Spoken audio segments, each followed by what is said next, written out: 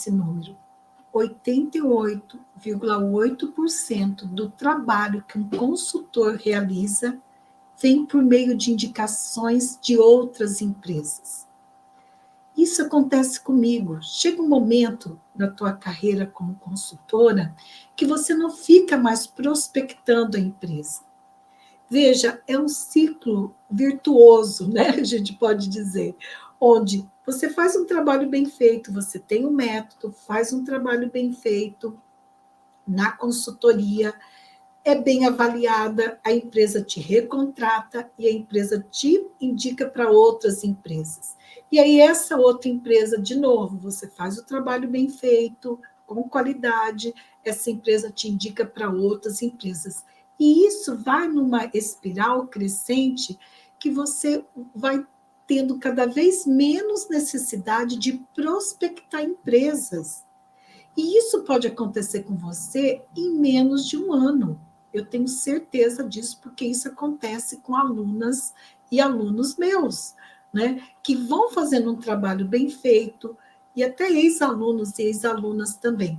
Vão fazendo um trabalho bem feito, de qualidade, consistente, embasado na ética, tendo um método para dizer o passo a passo de como que faz aquele trabalho. E, como consequência, a empresa vai indicando para outra, que indica para outra. E, claro, nós fazemos isso. Eu, pelo menos, faço. Quando eu vou buscar um profissional, né, de uma área, por exemplo, quando eu mudei aqui para Curitiba, faz 14 anos que eu estou em Curitiba, né, eu precisava ter novos médicos aqui em Curitiba, que em Londrina eu tinha lá os médicos que me atendiam. O que eu fui fazer aqui em Curitiba? Eu fui fazer contato com amigas minhas, amigos aqui de Curitiba, para me indicar profissionais aqui em Curitiba. Eu não fui olhando na lista da Unimed para ver, eu vou ao acaso aqui, vou pegar esse aqui. Não, eu fui fazendo, né, um contato, pedindo indicação. Da mesma forma, a empresa. Então, trabalhar na consultoria, sim, é uma das áreas mais rentáveis que tem. Prestar serviço para a empresa é diferente, a lógica de você cobrar da empresa é diferente da lógica quando a gente cobra de uma pessoa física. Por quê? Porque a empresa, uma pessoa jurídica, ela tem como referência o faturamento dela. Então, eu gosto sempre de te lembrar disso, porque quando eu falo para algumas colegas, né, e tanto colegas psicólogos quanto psicólogas, que na tabela da FENAPSE, né, de novo, Federação Nacional de Psicólogos, né, o valor máximo de referência para você cobrar na hora da consultoria é R$ 627 a hora. Algumas colegas não acreditam nisso, mesmo estando lá na tabela. A tabela está no site do Conselho Federal de Psicologia, né? Acha que isso não é possível. É totalmente possível. Ontem, aqui no Instagram e no Facebook também, se você está aqui no Instagram, no Facebook, vai lá no meu feed e olha o depoimento que eu coloquei de uma ex-aluna, hoje ela é minha mentorada, eu dou mentoria para ela, tá? E que ela já está cobrando para alguns serviços R$ 600. Então, isso usando o método Psi, ela começou a cobrar esse valor usando o método Psi com 4 meses que ela estava usando o método Psi. Então, o que eu estou te dizendo é que é possível você sair de uma realidade onde você está ganhando aí R$ 30 a hora, R$ 50 a hora, né, ou R$ 100 a hora, para uma realidade de, no mínimo, R$ 270 a hora. Numa média, R$ 500 a hora, que é a referência da tabela da FENAPSE. Um valor máximo, R$ 627. Tem profissionais na consultoria que cobram mais do que isso? Tem. Hoje, o meu valor hora, ele varia de R$ 600 a R$ 800 a hora, a média, tá? Por quê? Porque depende do porte da empresa, do tipo de serviço, dependendo do porte da empresa, dependendo da localidade da empresa, eu altero esse valor, tá? Mas eu estou te dizendo que é possível. É possível você ter uma remuneração maior na psicologia, você viver da psicologia prestando serviço para empresas. Ai, Ana Silvia, mas eu gosto tanto da clínica.